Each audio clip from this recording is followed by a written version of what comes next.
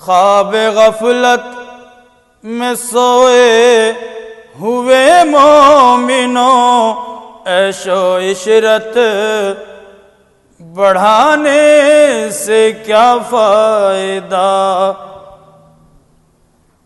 عیش و عشرت بڑھانے سے کیا فائدہ، آنکھ کھولو اٹھو یاد رب کو کرو، آنکھ کھولو سنو ذکر حق کا سنو، آنکھ کھولو چلو راہ حق میں چلو، عمر یوں ہی گنوانے سے کیا فائدہ، خواب غفلت میں سوئے ہوئے مومنوں، عیش و عشرت بڑھانے سے کیا فائدہ۔ اگلے بند میں نے جوانوں کو خطاب کیا ہے، اس لیے کہ جوانی باری تعالیٰ کی وہ عظیم نعمت ہے جس کا کوئی بدل نہیں ہے۔ یہ جوانی جہاں لگ جاتی ہے وہیں چار چاند لگ جاتے ہیں، دنیا پر لگتی ہے تو دنیا سنورتی چلی جاتی ہے، اور دین پر لگ جائے تو کیا ہی بات، اس کی دنیا بھی سنور جاتی ہے، آخرت بھی سنور جاتی ہے۔ اس لیے کہ جوان سے جب حق تعالیٰ راضی ہو جاتا ہے تو من کان للہ فکان اللہ کا مصداق ہو جاتا ہے، سنیں خاص طور سے۔ اور غافل اگر جوان ہو جائے تو بڑا نقصان۔ ہمارے نوجوانوں کو ضرورت ہے کہ اپنے رب کو جوانی میں بھولا ہے تو، اپنے رب کو جوانی میں بھولا ہے تو، اور طاقت کے بوتے پہ پھولا ہے تو، اور طاقت کے بوتے پہ پھولا ہے تو، جب جوانی ڈھلے گی تو پچھتائے گا، جب جوانی ڈھلے گی تو پچھتائے گا، پھر یوں رونے رلانے سے کیا فائدہ، آنکھ کھولو اٹھو یاد رب کو کرو، عمر یوں ہی گنوانے سے کیا فائدہ۔ ایک شکایت عام طور سے ہمارے زبانوں پر ہوتی ہے، اس کا میں نے تجزیہ کیا ہے، میں تفصیل میں جاننا نہیں چاہوں گا، لیکن اتنا یاد رہے کہ باری تعالیٰ نے فرعون ذی الاوتاد فرمایا، ان کے ظلم و ستم کے تذکرے قرآن مجید میں اللہ تعالیٰ نے فرمائے، لیکن ظلم و ستم کی جو وارداتیں ہیں وہ دیر پا نہیں ہوتی، حق تعالیٰ اس کو جلد ہی گلا کامہ کر دیتا ہے۔ لیکن یہ ہوتا ہے کیوں؟ یہ ہوتا ہے اصل میں بدعمالیوں کی پاداش میں۔ میں نے اس ایک بند ترتیب دیا، سنیں آپ۔ تھا حکومت کا فرعون کو بھی نشہ، تھا حکومت کا فرعون کو بھی نشہ، ظلم پر ظلم خلقت پہ کرتا رہا، ظلم پر ظلم خلقت پہ کرتا رہا، جب سمندر میں ڈوبا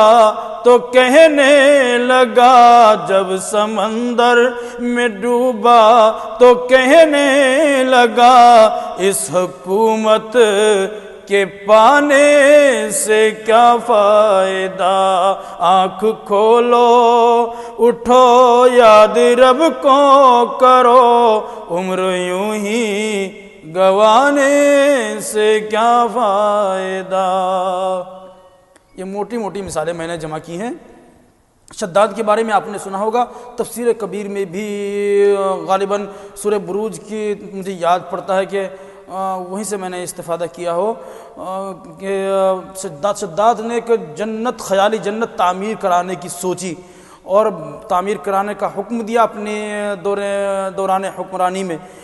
جب وہ جنت، اس کی خیالی جنت مکمل ہونے کو آئی، اس کی تعمیر پوری ہونے کے لیے آئی، تو باری تعالیٰ نے ملک الموت کو حکم دے دیا کہ جاؤ نکالو جان شداد کی۔ اب وہ اپنی بنائی ہوئی جنت کے دیدار کرنے کے لیے جا رہا ہے، ادھر ملک الموت آ گئے، وہ اپنی بنائی ہوئی جنت کے دیدار بھی نہ کر سکا، حسرت بھرے ارمان دل کے دل میں لے کر کیا کہتا ہوا گیا، یہ سنانا چاہتا ہوں اس نظم کے حوالے سے، اور بتانا چاہتا ہوں کہ جنت جو عظیم الشان نعمت ہے حق تعالیٰ کی، وہ طاقت حکومت یا دولت کے بل پر نہیں بلکہ ایمانی قوت سے اور اخلاص سے اللہ کی رضا سے میسر آتی ہے۔ اس جنت کے لیے ہمیں تیاری کرنی ہے۔ بہرحال سنو یہ عبرت کا واقعہ کہ کتنا مشہور قصہ ہے شداد کا، کتنا مشہور قصہ ہے شداد کا، روح جب اس کے تن سے نکالی گئی، روح جب اس کے تن سے نکالی گئی، مرتا مرتا بھی لوگوں سے کہتا گیا، مرتا مرتا بھی لوگوں سے کہتا گیا، ایسی جنت بنانے سے کیا فائدہ،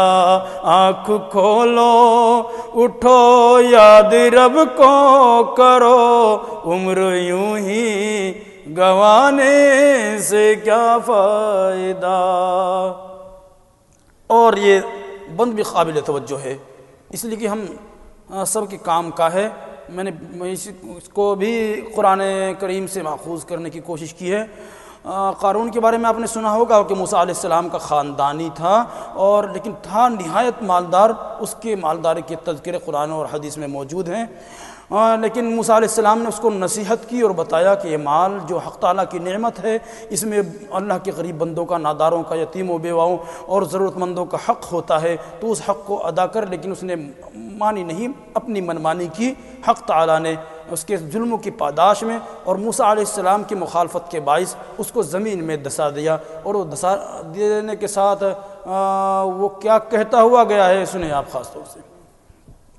مالداری میں مشہور قارون تھا،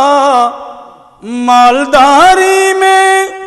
مشہور قارون تھا، وہ مخالف تھا موسیٰ و ہارون کا، اس لیے کہ وہ مال خرچ کرنے کو کہتے تھے۔ وہ مخالف تھا موسیٰ و ہارون کا، جب زمین میں دھسایا تو کہنے لگا، جب زمین میں دھسایا تو کہنے لگا، ایسے بے جا خزانے سے کیا فائدہ، آنکھ کھولو اٹھو یاد رب کو کرو، عمر یوں ہی گنوانے سے کیا فائدہ۔ ایک واقعہ اور سنیں، نمرود کے بارے میں بھی آپ نے سنا ہوگا۔ ابراہیم خلیل اللہ علیہ السلام کے زمانے میں یہ بدبخت ترین انسان تھا، جس نے حضرت ابراہیم خلیل اللہ کو ستانے میں جتنی کوششیں کی ہیں اس کی کوئی نظیر نہیں ہے، کوئی بھی کسر باقی نہیں رکھی، ہر طرح سے اذیت دی، تکلیف دی، ہر طرح سے مصیبت میں مبتلا کیا۔ بڑے بڑے واقعات ہیں قرآن و حدیث میں اس کے، حضرات علماء کرام یہاں ہیں، حضرت مفتی جیسی عظیم المرتبت شخصیت یہاں ہے جو یقیناً اپنی علمی اور روحانی فیضان سے آپ کو مستفید یقیناً کرتے ہوں گے۔ اس لیے تمہید قائم کرنا میں سمجھتا ہوں میرے لیے یہ چھوٹا منہ بڑی بات ہی کے مترادف ہو سکتے ہیں، اس سے زیادہ کچھ نہیں۔ تو اس لیے سنیے آپ یہ کہ قابل ذکر قصہ ہے نمرود کا، قابل ذکر قصہ ہے نمرود کا، وہ بھی انکار کرتا تھا معبود کا، وہ بھی انکار کرتا تھا معبود کا، اس کا مغز ایک مچھر نے کھا کر کہا، اس کا مغز ایک مچھر نے کھا کر کہا، یوں بڑائی جتانے سے کیا فائدہ، آنکھ کھولو اٹھو یاد رب کو کرو، ذکر حق کا سنو، عمر یوں ہی گنوانے سے کیا فائدہ۔ اور یہ بند خاص طور سے اپنی بزرگوں کی دعا اور ان کی صحبت، ان کی نظر عنایت کے طفیل حق تعالیٰ نے مجھ سے کہلوا دیا۔ اس پر میں چاہتا ہوں کہ آپ میرے لیے دعا کریں، باری تعالیٰ مجھے اس پر مداومت عطا فرمائے، مجھے نہیں ہم سب کو عطا فرمائے۔ کہ اپنی شہرت، کسی کے پاس دولت ہے، کس کے پاس عزت ہے، کس کے پاس مرتبے عہدے ہیں، تو کس کے پاس شہرت ہے، میرا ان سب کو میں نے منطبق کیا کہ اپنی شہرت پہ محسن نہ تو یوں مچل، اپنی شہرت پہ محسن نہ تو یوں مچل، ایک دن آد بوچے گی تجھ کو اجل، ایک دن آد بوچے گی تجھ کو اجل، روح کو صاف کر نیک اعمال کر، نیک اعمال کر، روح کو صاف کر، صرف ظاہر بنانے سے کیا فائدہ، آنکھ کھولو اٹھو یاد رب کو کرو، عمر یوں ہی گوانے سے کیا فائدہ، خواب غفلت میں سوئے ہوئے مومنوں، عیش و عشرت بڑھانے سے کیا فائدہ۔